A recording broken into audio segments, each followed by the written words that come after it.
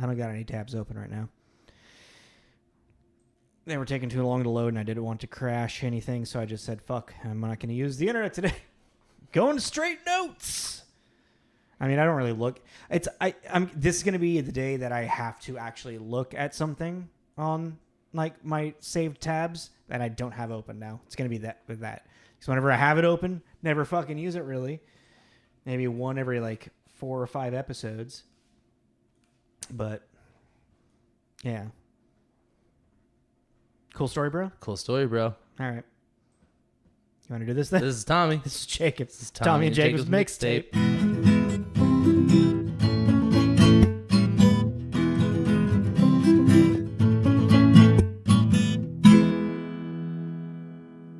Welcome back. Hello. Hello. Hello. No. Hello. No hello. Hello. Welcome back to TJ's No mixtape. This is Tommy. That's No Jacob. We are a movie review podcast. We talk about movies, who made them, who's in them, and kind of talk about the themes and give an arbitrary rating at the end. Something like that. If you liked it, that's great. If we didn't, that's great too. Everyone's entitled to their opinion. Nope. Ours is right and yours is wrong. Okay. You heard it here first. Fuck Roger Ebert. Before we get into it, for our old new listeners, you know the game. For our new listeners, we play a game where it's connecting actors. Connect the stars. Yes. .xyz. Yes, and it's a website that helps us. That's the website. Connect the stars. .xyz. They really do need an autofill feature. I really want that. Oh, on the website? Yeah. That would be helpful. There's another website, and I think I found it, and I keep meaning to bring it up to you, that has, I think it has an autofill. Okay. But it also, like, it shows you, like, if you click on an actor, it shows you everything they were in as well. So, like, it's, like, IMDb mixed to it. So, it's, like, it gives you more of an aid.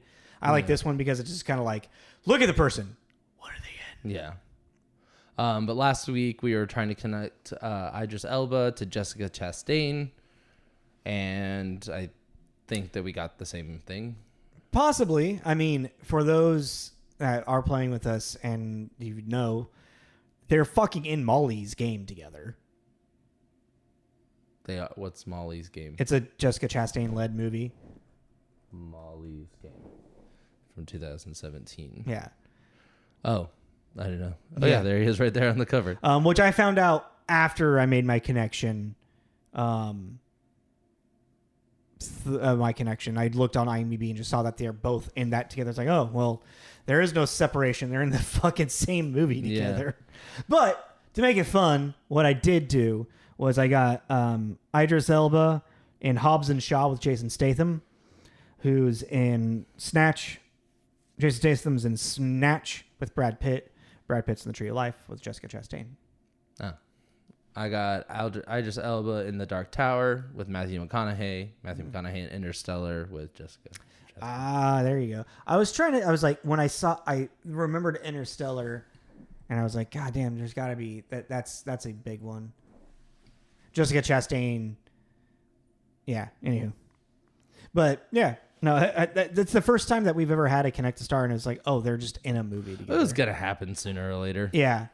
It was like that. The website isn't like, it's just giving you two random actors. It's not like being like, they're actually in a movie together. We can't give them that one. Yeah. It's just.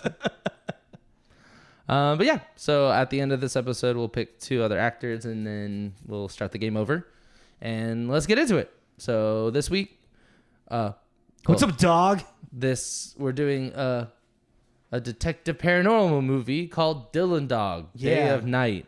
And did it say Day of Night or Dead of Night? Dead of Night. Dead of Night. It's Dylan Dog, Dead of Night. If you had a memory about this movie, you were correct. It did happen. Yeah. It did. It was not great. It's not a great movie. It's not great. Could be worse. It could definitely have seen worse. Yeah. We've definitely reviewed worse movies. It was very. But for those of you that don't know what Dylan Dog is about, and when I wrote this, I thought it was funny because it really does encapsulate just how.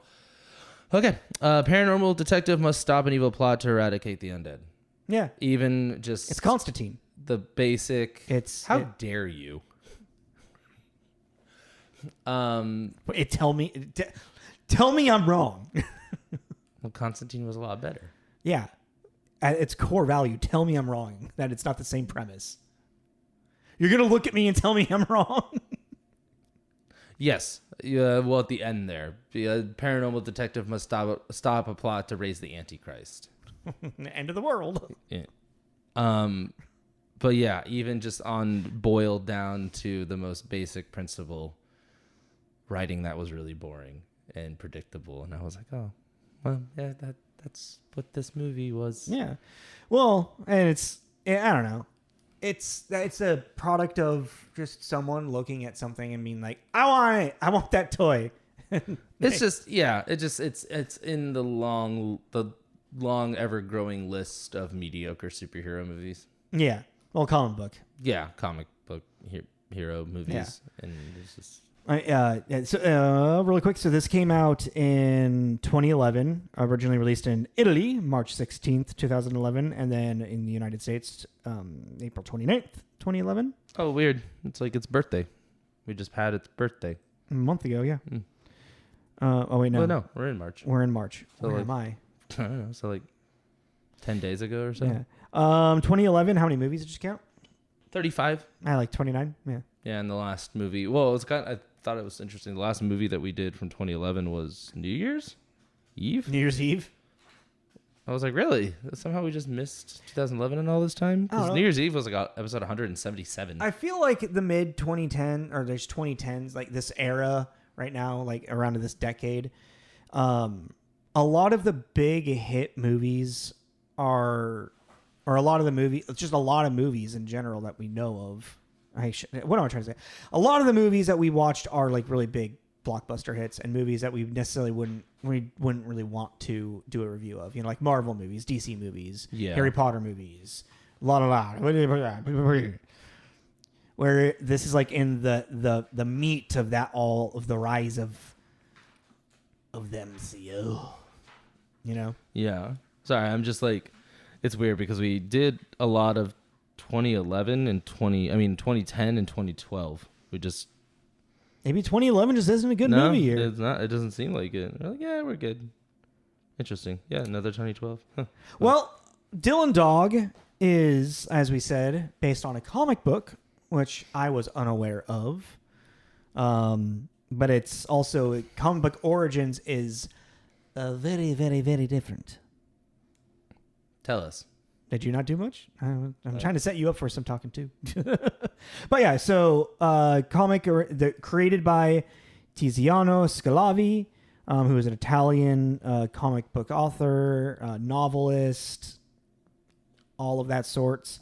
Dylan Dog was adapted in Italy into a movie called Cemetery Man. That looks cool. Yeah, it looks interesting. And he has another movie that I saw called Nero. I can't remember if that one was Italian or not, but he has a couple of actual like screenwriting credits, other than just like based on character. He's definitely much more of a comics writer. Mm-hmm. And it started in 1986, and the comic books were a lot more. They had a lot more commentary on like socially relevant things. And it was a lot more of like a brooding detective type character. And then they made him into like action star Indiana Jones as one of the things that I read for this one. So I think at the very beginning, what we're getting is a mixed identity for this movie as well, of what they're trying to make it for the American audiences and still be something of the source material where it's not at all, you know? What you looking at? You just looked surprised. I just clicked on Cemetery Man because I was curious what the rating was. It's a 7.0. Yeah. It just looks cool. Like even the tagline is "Zombie, Guns, and Sex." Oh my! Oh. And it just looks. Yeah, the comics are a lot more of like the hard-boiled genre, which is like the detectives, you know, like. And on IMDb, they're showing the trailer, you know, the little clips of it, and they're just showing all the boobs. And I was just... All the boobs? Yeah. On IMDb. Yeah, it's Italian. That makes sense. Well, yeah, but I just was like, oh. Like, IMDb's like... IMDb's got boobs, buddy. Yeah. I was like... And Cemetery Man is streaming on AMC Plus, Okay. and I really want to check it out now. And now Tommy's gonna go look at a bunch of boobs. A bunch of 1994 boobs, but I want to. The special effects actually look really cool for it. Fair. For that era. Anyways, sorry, tangent. Move done. You got distracted by boobs. The boobs, the surprising boobs, Boobs. Huh. boobs. Hide my laptop. Nobody see. Nothing more awkward when you're like traveling and something like that comes up. But if you have your laptop out and you're just like, nobody look at me. Nobody look at me. All right. Well, let's get into director and writer.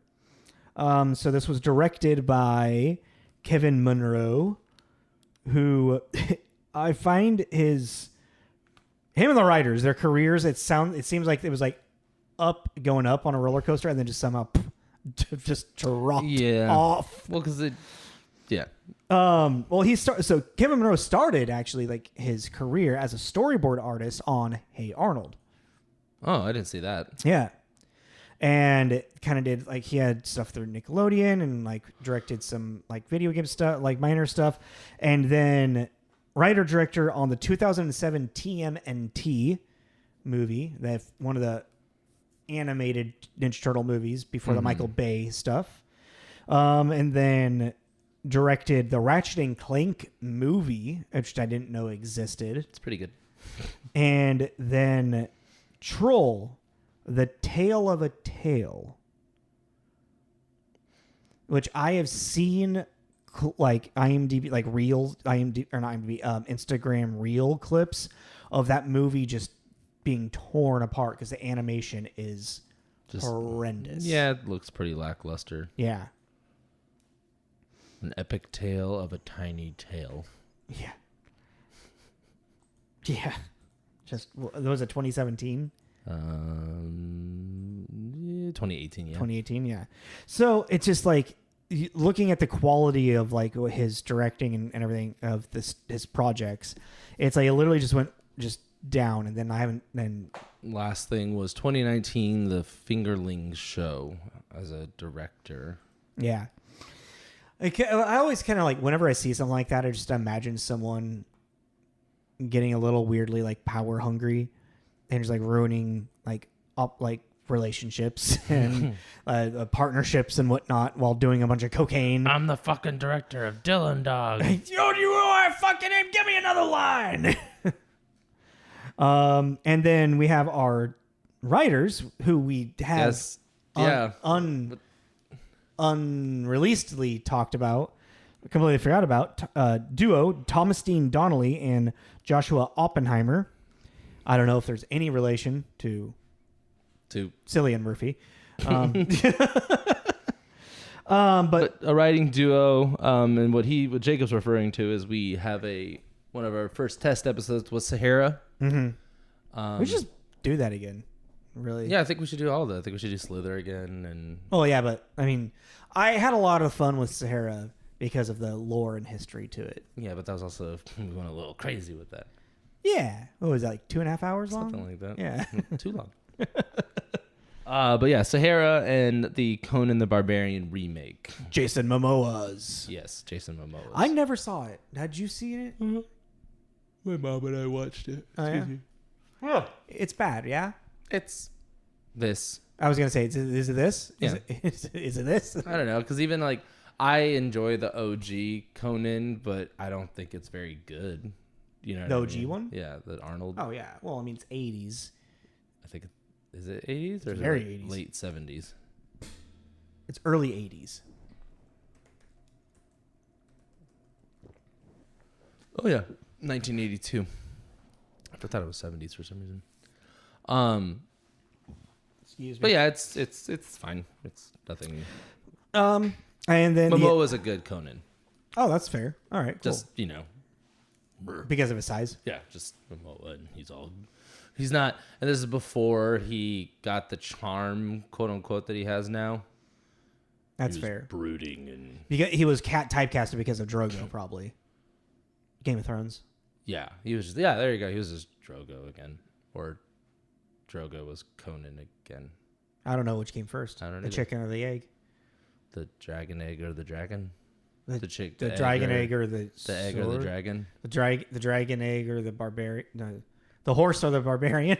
Anyways, Didn't they worship horses in Game of Thrones? that tribe? Yeah. What were they called? Man. Okay. Anyways, tangent happening again. But yes, so those are our writers. This was a box office flop. Oh yeah, we didn't talk about that. It had a budget of $20 million and received $5.8 million. Funnily enough, a lot of the money was not domestic. It was a lot in other In Italy, maybe. in other countries. I think for America it was like 1.8 million. Like, so no one. Well, I mean, Dylan. Okay, so a little history of the comic again. It Started in 1986. Started in 19. Yeah, I already said that. Okay. I didn't Started in 1986. It's an Italian-based comic. It didn't even get English translated until like 1999. Yeah. And it was translated and published or distributed, by Dark Horse. So there just really isn't. There probably just isn't a big American audience. That's fair. I mean, even that there's a more recent comic that came out that's Batman and Dylan Dog, and I was very surprised about that team up. I mean, I was like, it makes sense.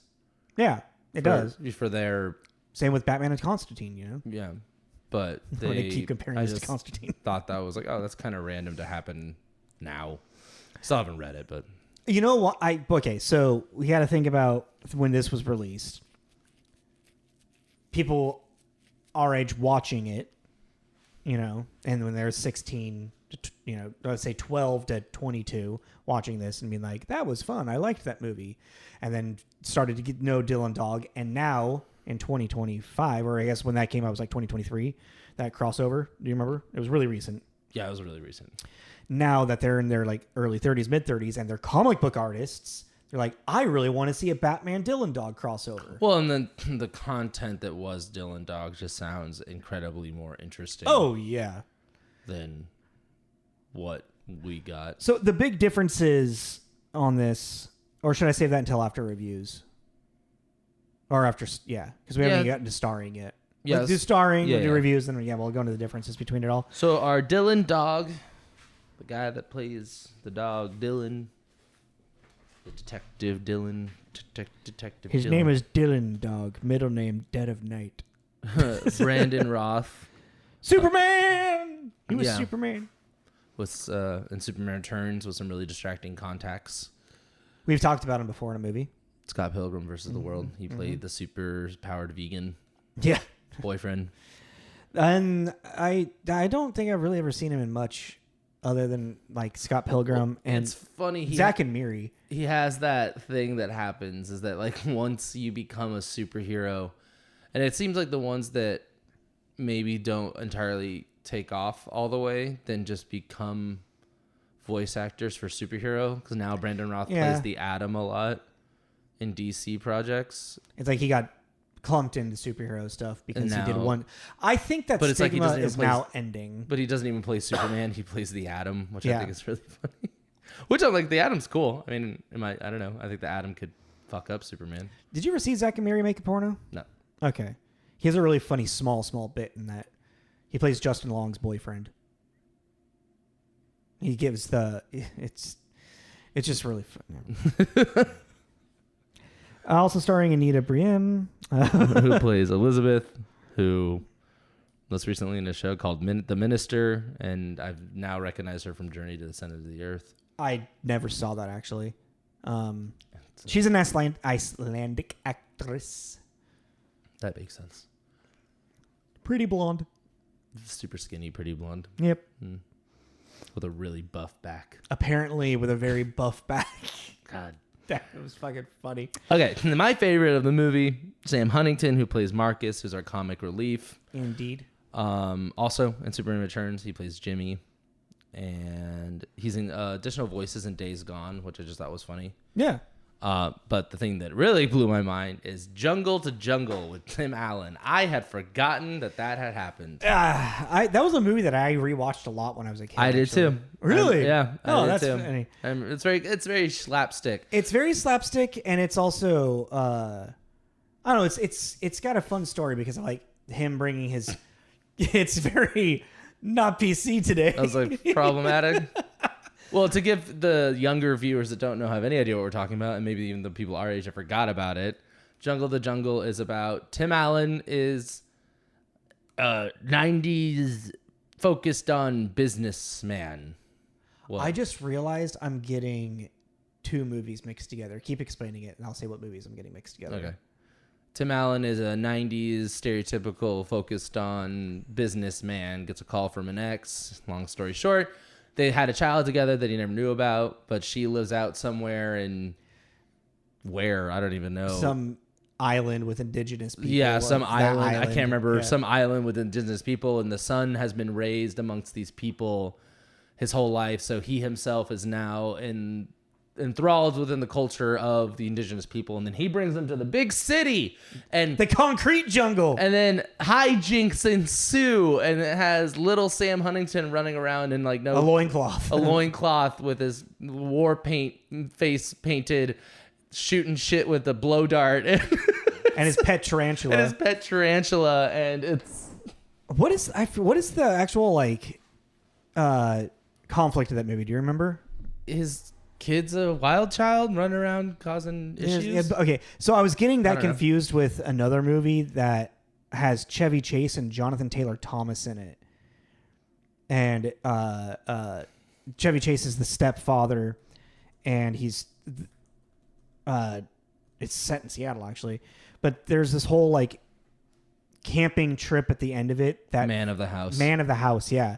There's this whole camping trip at the end, like through like the conflict at the end of the movie with like their Boy Scouts troop or something that gets weirdly similar, I feel like, to Jungle to Jungle. I don't know.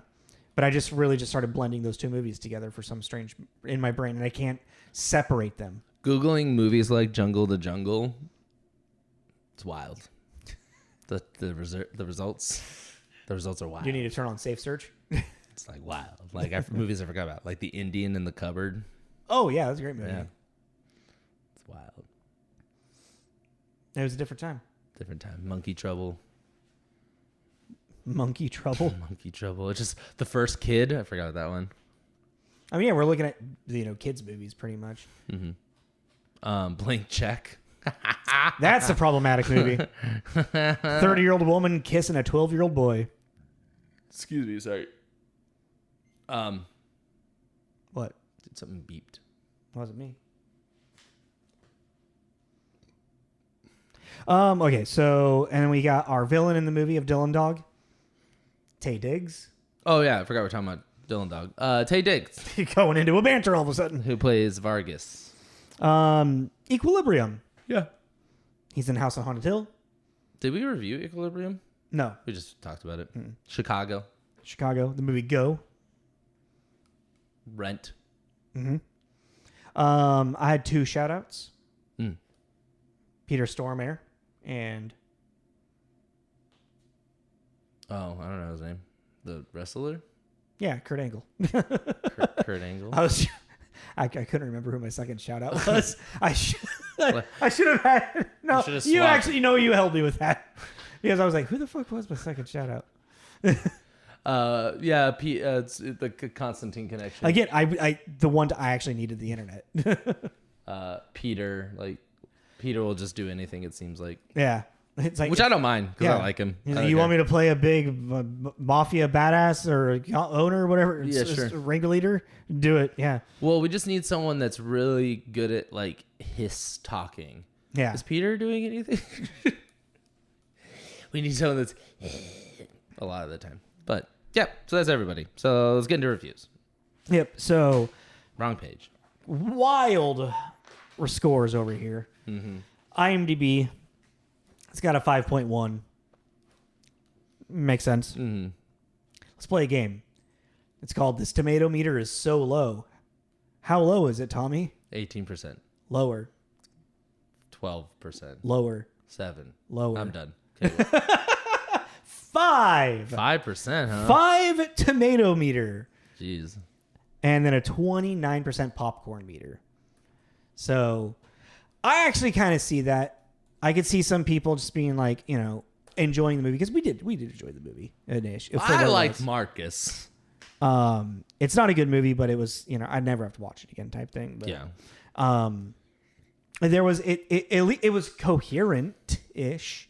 Yeah, no, it was it was almost coherent to the point of fault because it just was not interesting to watch. Yeah. So like these scores make sense. A 5.1, that still makes sense to me. But let's hear what Metacritic.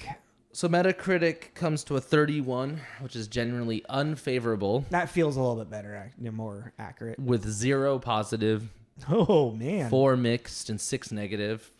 So even then, only 10 reviews.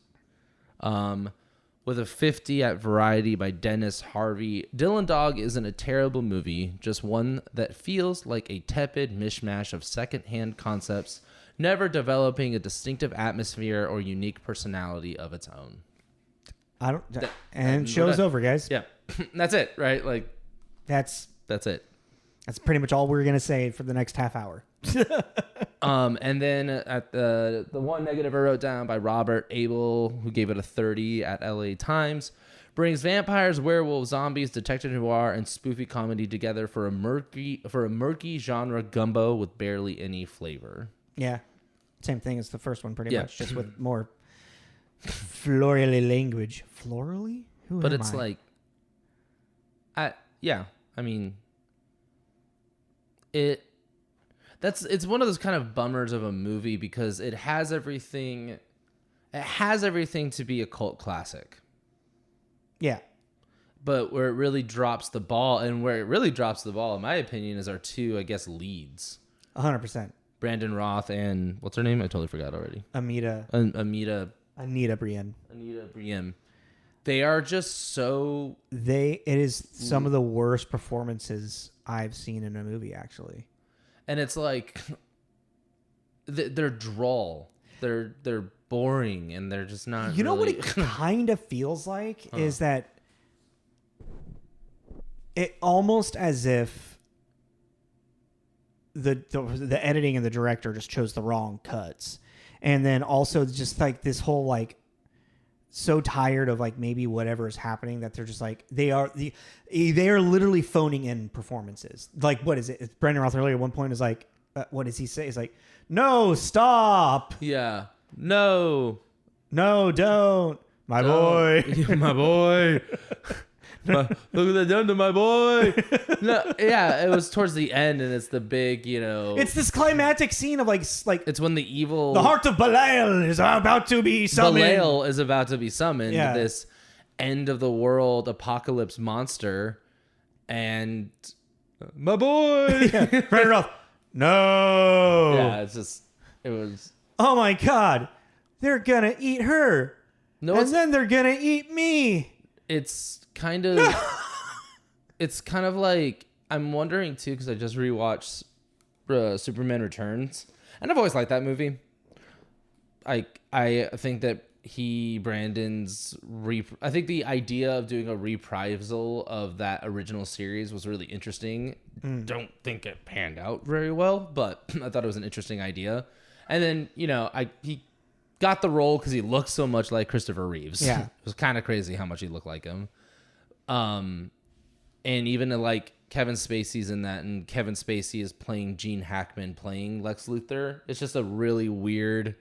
I'm a dude playing another dude. Yeah. Like, it's just...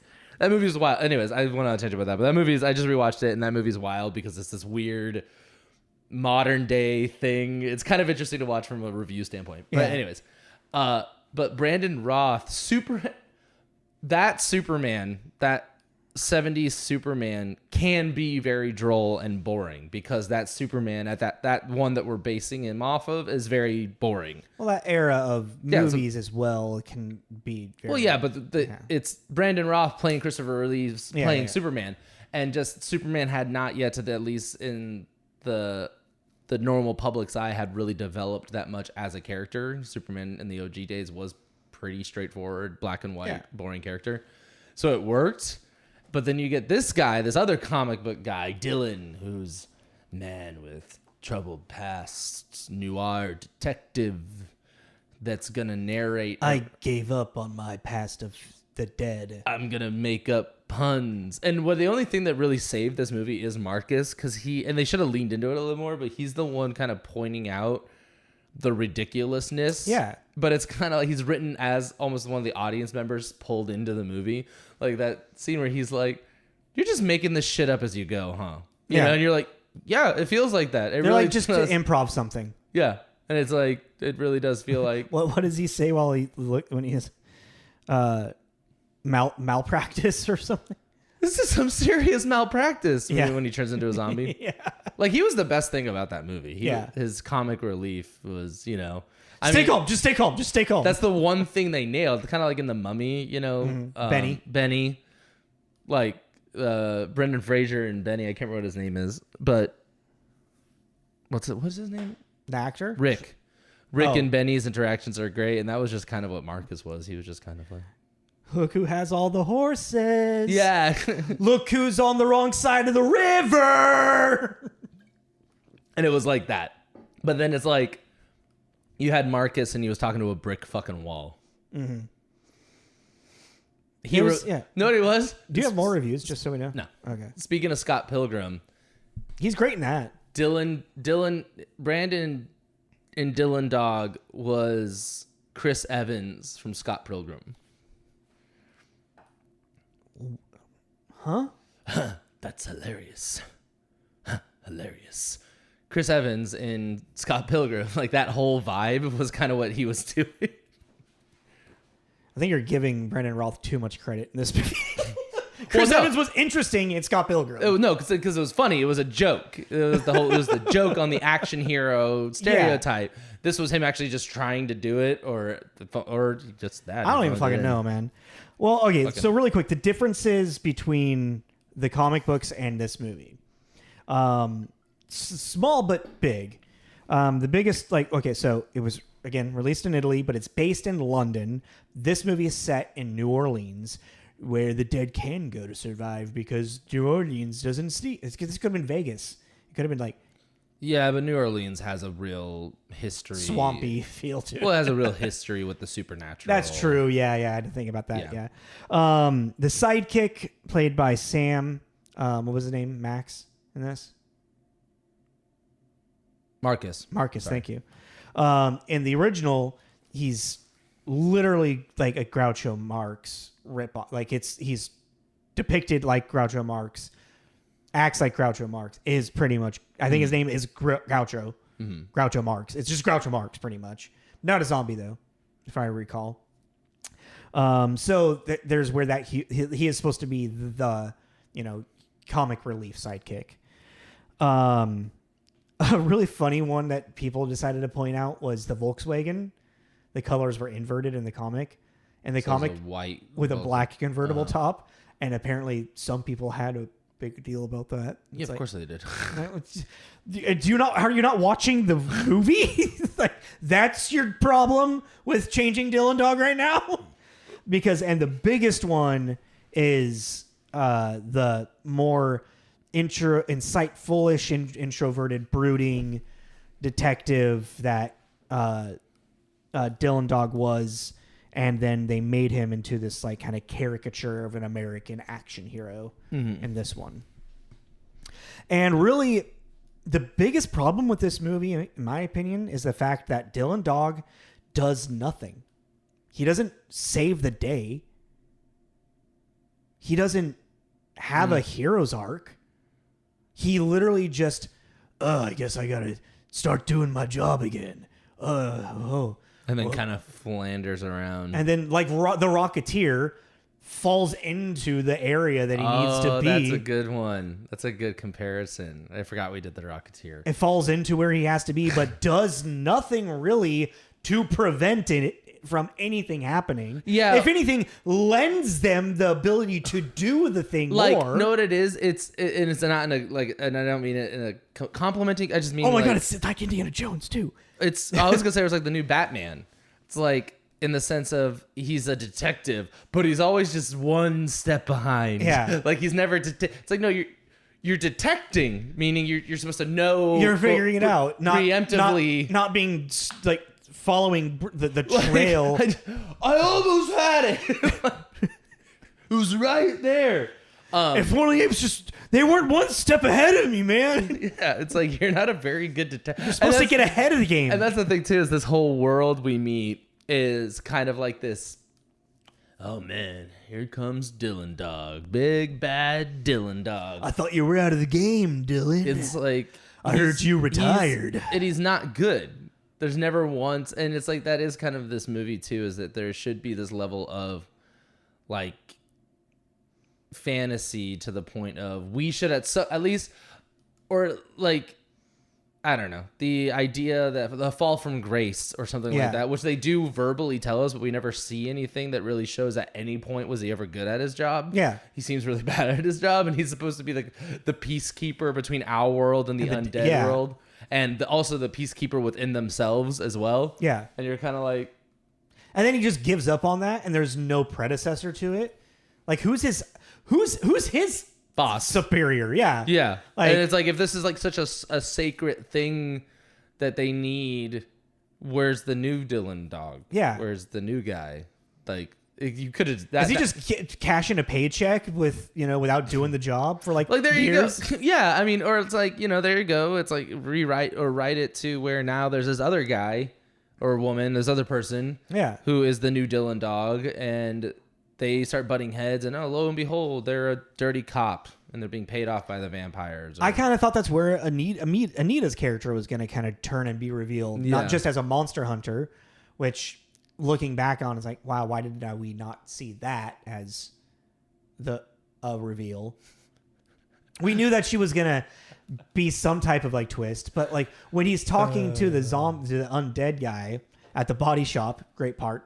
That's the thing. It's like this movie has a lot of fun play with. That's what I'm saying. It has the foundation to be a cool culty classic, and if they had just, and that's the thing I've been really racking my head about all night last night was, what could you really change? Because this is a B comic cult horror thing.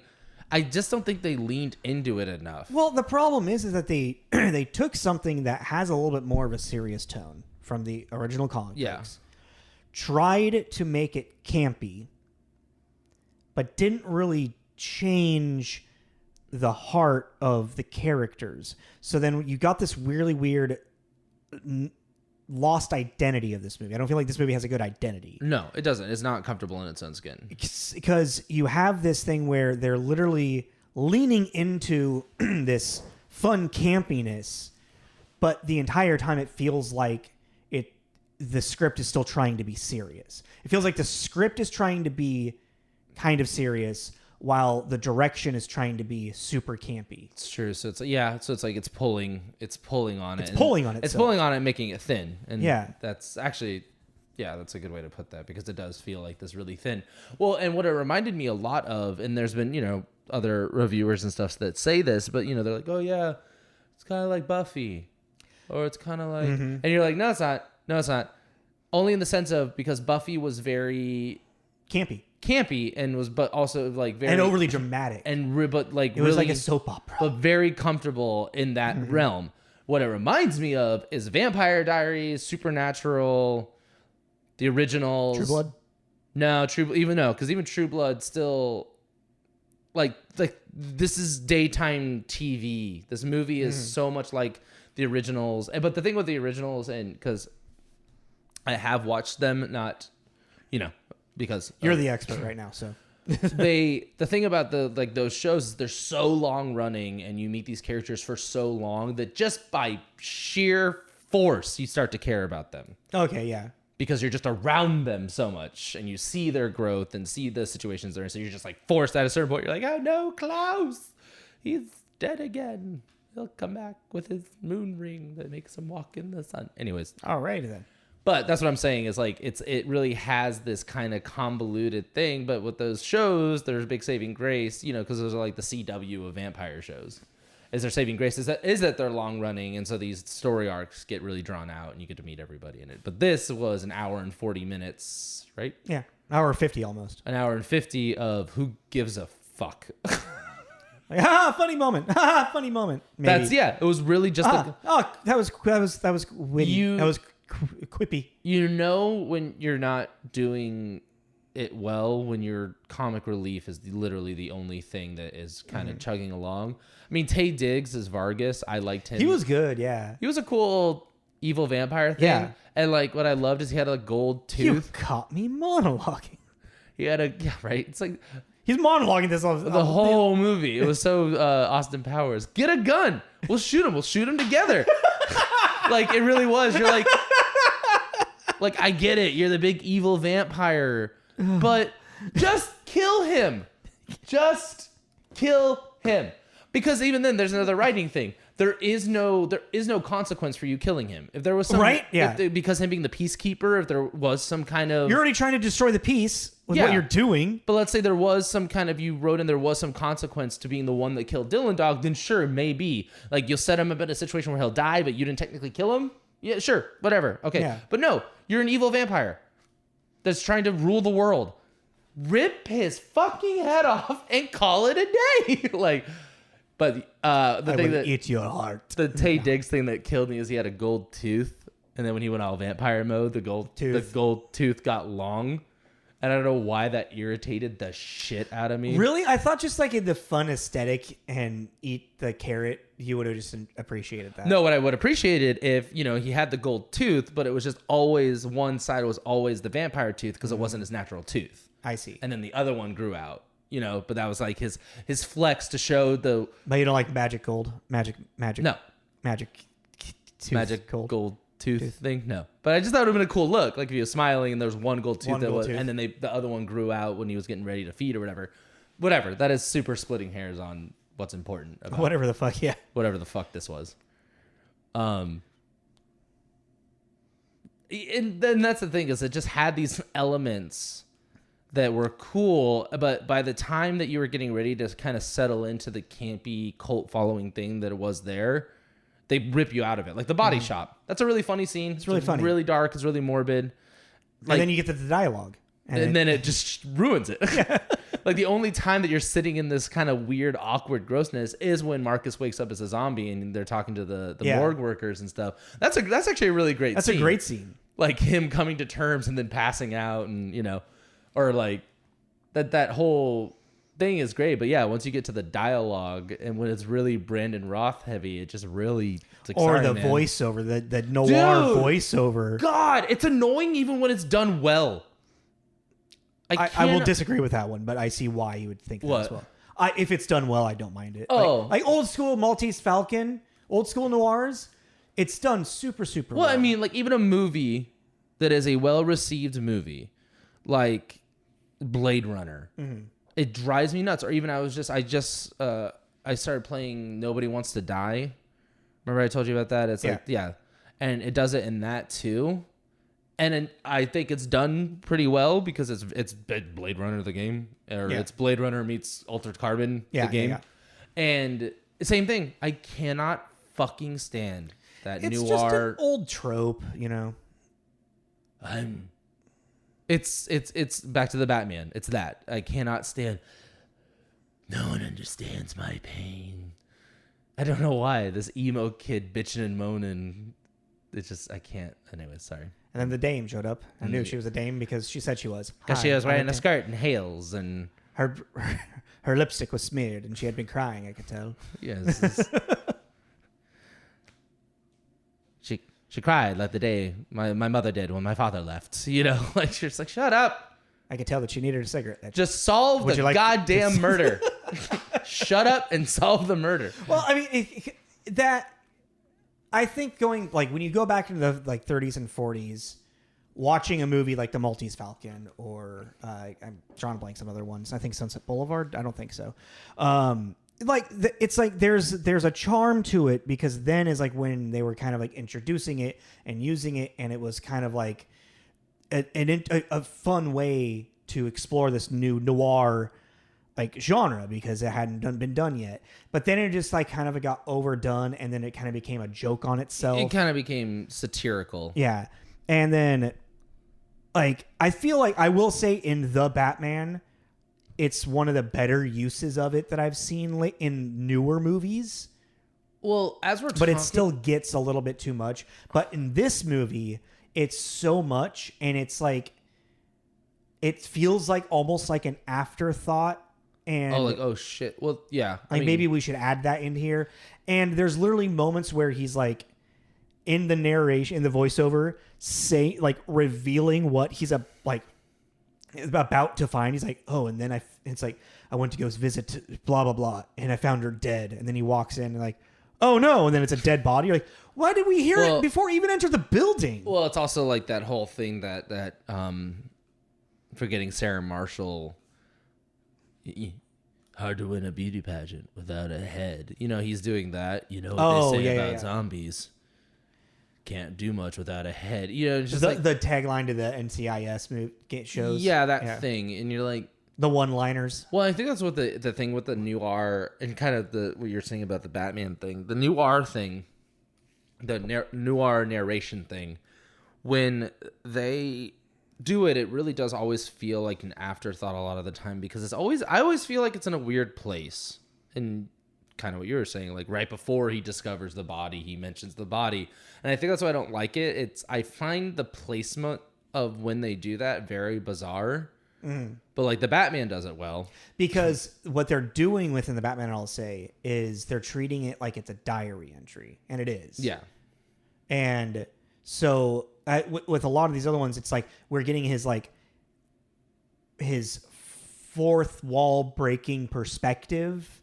Well, it's exposition. But it's like we're hearing his inner thoughts in a retrospective way while we're currently realizing what's happening. Yeah.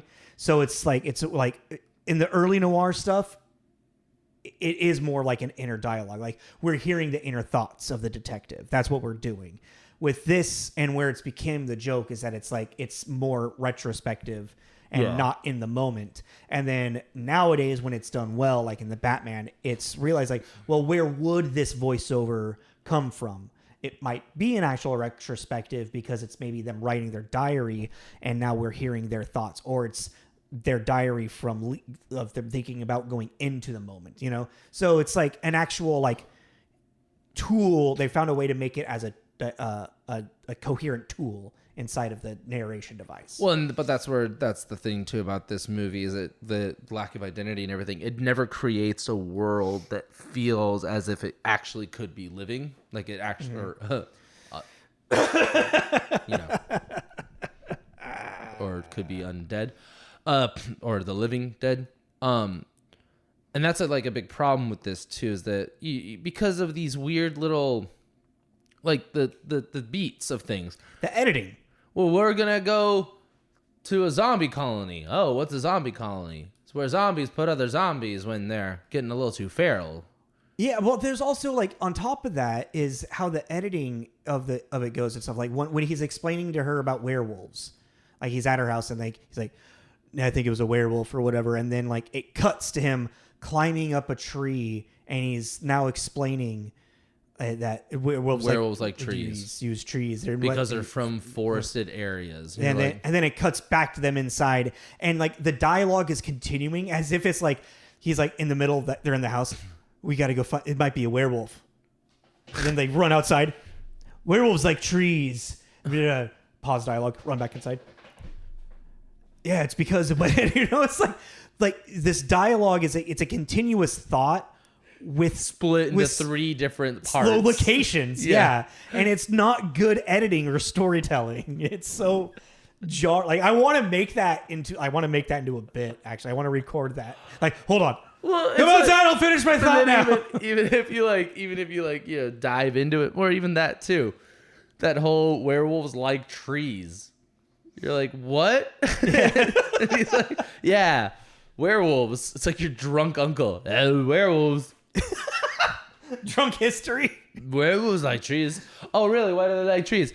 Like in Europe has trees. Because Europe has forests, man. Yeah, there's a lot of forests. There's a lot of forests in Europe. And you don't. Where werewolves are from? Where werewolves from? Stupid. Stupid. Have you ever heard of Lycan City? Lycanthropes. It's a European word. I know about lycanthropes.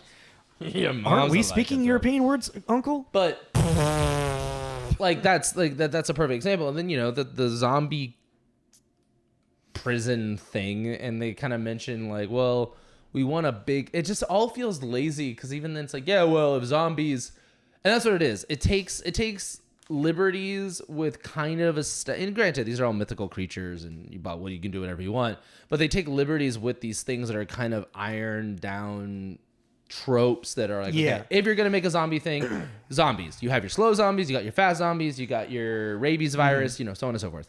It's like in this one we have the Night of the Living Dead zombies, where they're consciously still who they are, but they're undead and want to feed on human flesh. Yeah, cool. But what if we make the zombies, when they actually do partake in human flesh, makes them super baned out venom steroid monsters? And you're like, why? Is that what that first flesh golem one was? Yeah. I thought that was okay. No, in the dialogue they say that if you actually do partake in human flesh, you start to lose. You become the yeah. But then that also made him. That's what happened to that one. Yeah, and you're like, the fuck are you talking about? I did not put that together. I was just about to ask because it was a dialogue. Because I was just about to say like we never figured out how they created that super zombie. Well, that's what it implied, but then you have the other zombies at the bottom that are the zombies that eat zombies, and they're just all fucking Walking Dead style. But then why was that zombie sent to kill Marcus? I don't know. Who did that? I don't know. You see, guys, this is what we're talking about. This movie isn't that good. I don't know. We watched it all the way through. Yeah. Well, but that's the thing. It's like it's jumping so quick, you almost forget to ask these questions. Oh yeah. Well, there's even those I was like, wait, what happened in that fight scene? And also the editing in the your action scenes need to have like coherent editing, and most of these action scenes had no coherent editing, and they just weren't like good choreographed well. They just weren't good. Like at least like a lot of this because of maybe the vampire aspect and everything. A lot of this was reminding me of Blade Trinity. Okay. Just in the quality, because out of all of them, that's probably the worst one. It's the most streamlined blockbuster Hollywood thing out of all I would of have to them. sit down and like watch it again. It's I would say objectively the most produced feeling one. It's the most Ryan Reynolds one. Yeah. I mean, still has Wesley Snipes saying Gucci Goo to a baby, which I really appreciate. Gucci Goo, Gucci Goo, and the baby starts screaming. You're like, yeah, that'd be terrifying. The teeth and was it a Chinese kid?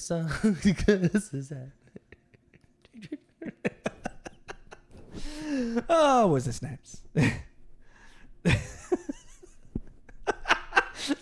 I really get you that bad? Jesus. Because I took the scene from Blade Trinity, and instead of saying Gucci Goo, he goes. Because at that point too, you never actually really see the baby's face. At that point, you would just assume. Did he seriously just Blade? What the fuck? Oh, I want to make that happen. I want to edit that together. Okay. I completely lost my. Oh, but yeah. So I'm crying. The fact that they don't ever let us just sit there and like really live with these moments, it makes you kind of forget at these glaring plot holes. And even then, it's so uninteresting. They could have talked about, I don't remember at any point any kind of specific zombie steroid that would make that thing that thing. And he had the Hulk smash hands, those ones. Yeah. He's walking around. No, he looked like Baraka mixed with Bane. Yeah, there you go. Yeah. With a bunch of tattoos. I don't know. It was all but that's I don't know. Yeah, they're out of Caucasian or Nemesis size. from Resident Evil 3. That's what I said. They're out of Caucasian your size was a pretty great line. I'm not even married. My hand, it's brown. His like acceptance of being an undead was really, really good. I did like that they used the word undead and ghoul instead of like zombie. Well, yeah, but even like, I don't know, that was another liberty. Like they're like ghouls, and I was like, oh, we're gonna meet like a new creature, and I was like, no, this is just ghouls are humans that are addicted to vampire blood. Oh, that's what the ghoul was. Yeah, and you're like, Dude, call him a familiar. Since Blade 1, that's what we've been calling him. Stop trying to be interesting. Just call them a familiar. It's Bram Stoker's Dracula that's called a familiar. No, but like familiar in the sense of like, aren't familiars like aids to said force? Like a black cat for a witch. That's a familiar. Like that's...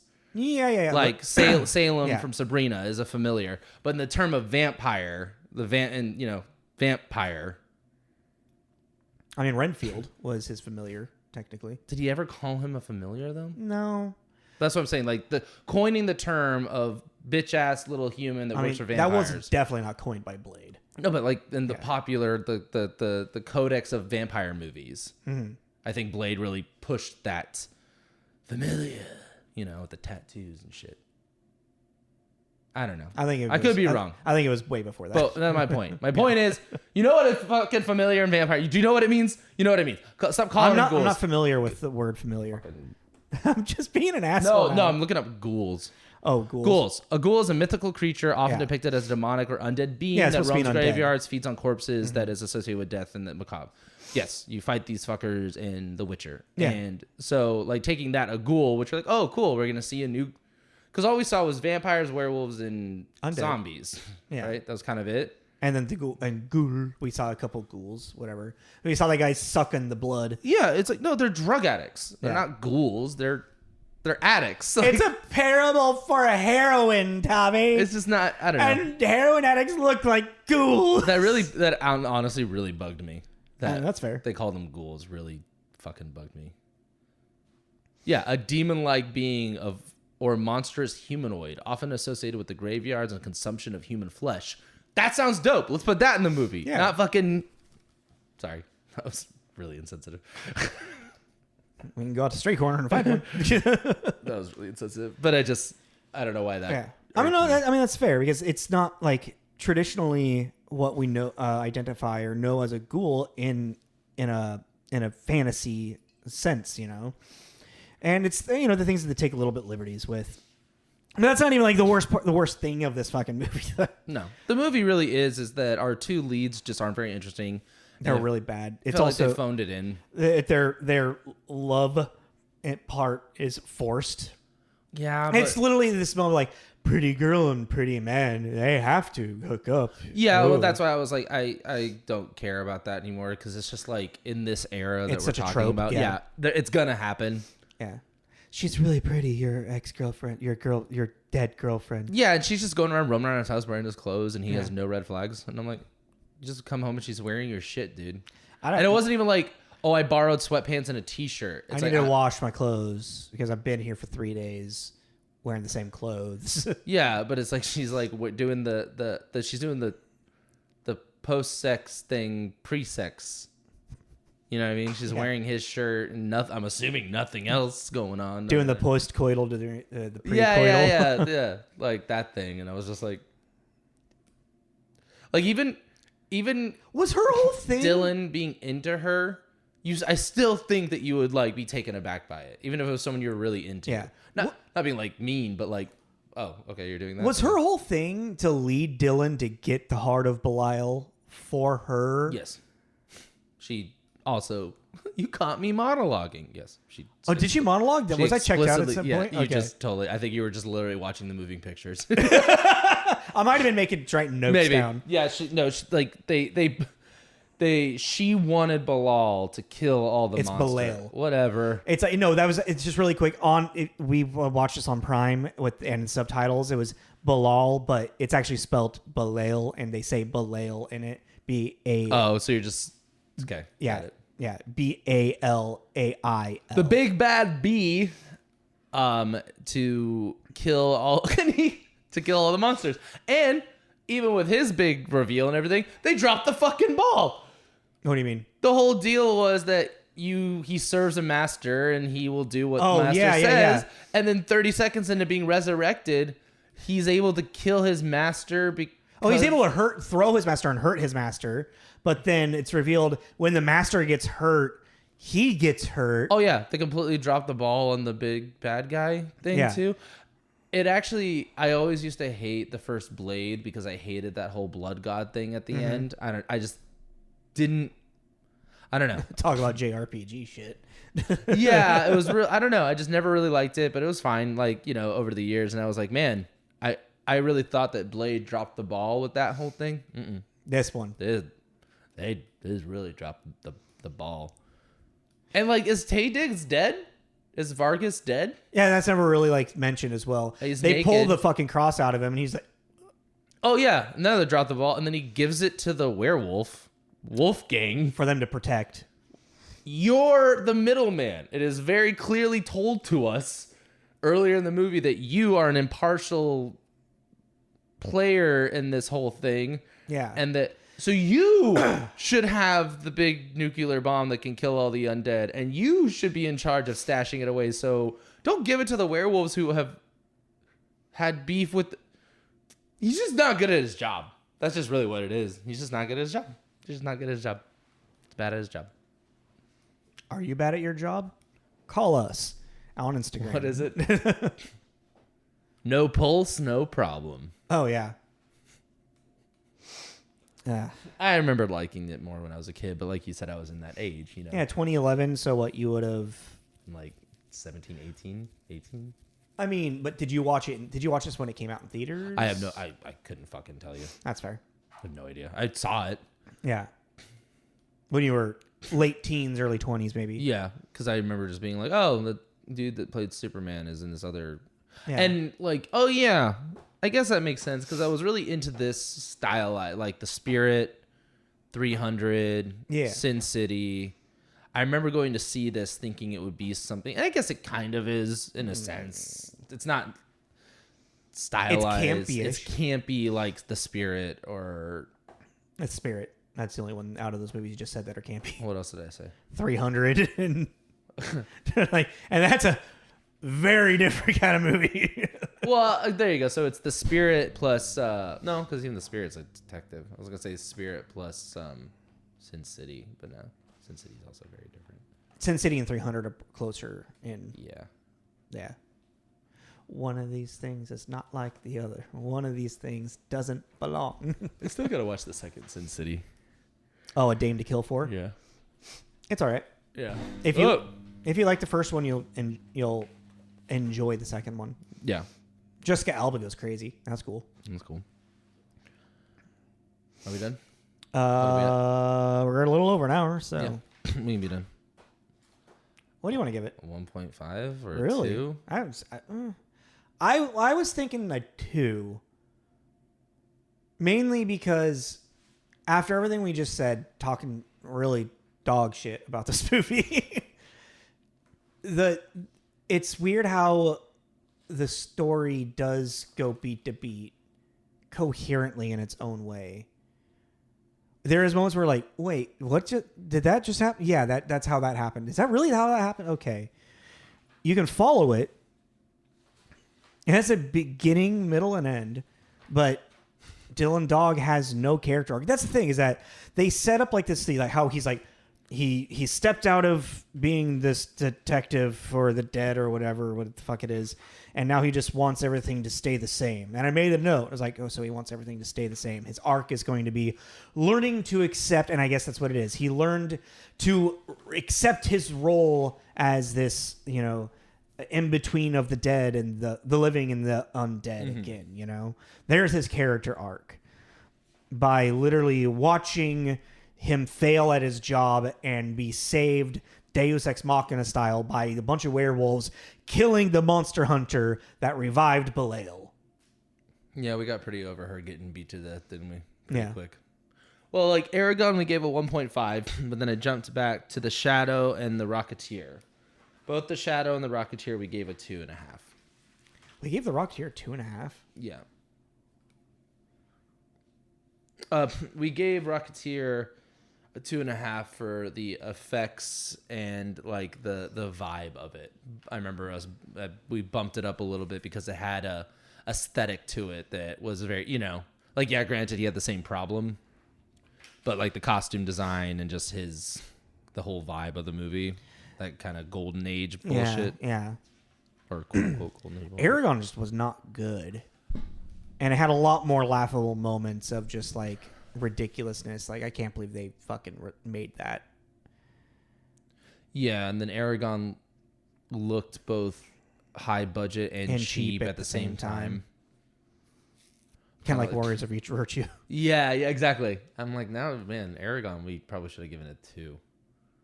No. You think a 2.5? No, lower.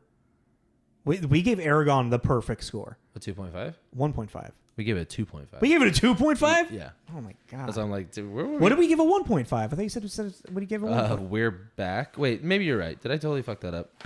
I was reading too many at the same time. Anyways, I mean, so yeah, 2? I mean, Cocoon is 2.5.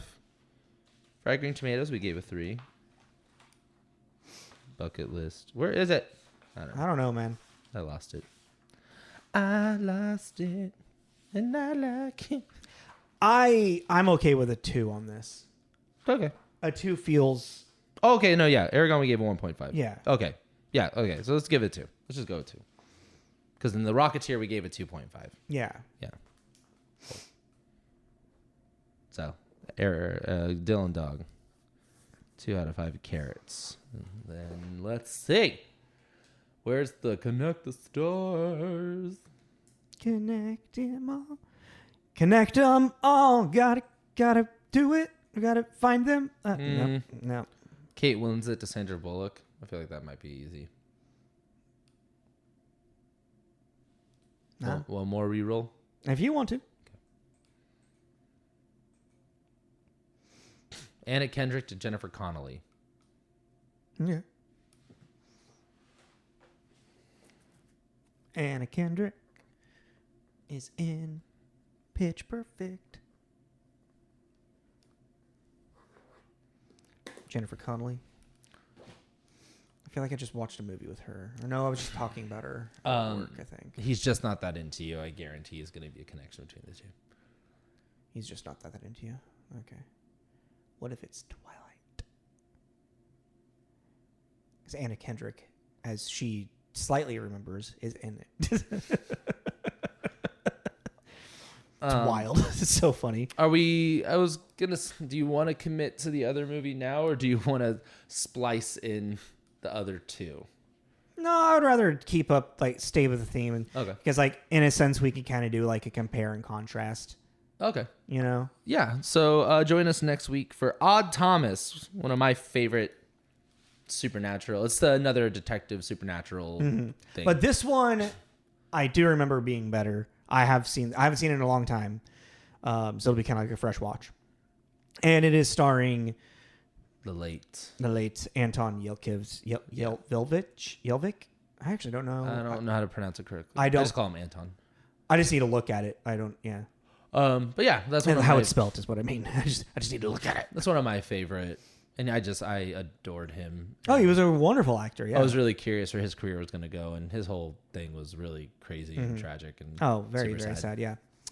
But yeah, so I love that movie. We're gonna do Odd Thomas next week. Thank you for listening to episode 235, a review of Dylan Dog, Dead of Night. Good title.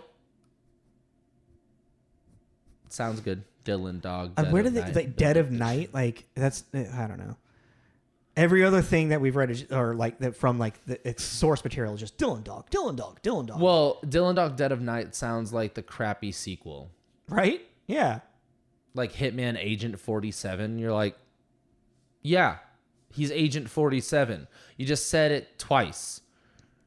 You know what I mean? Like the Hitman is Agent 47.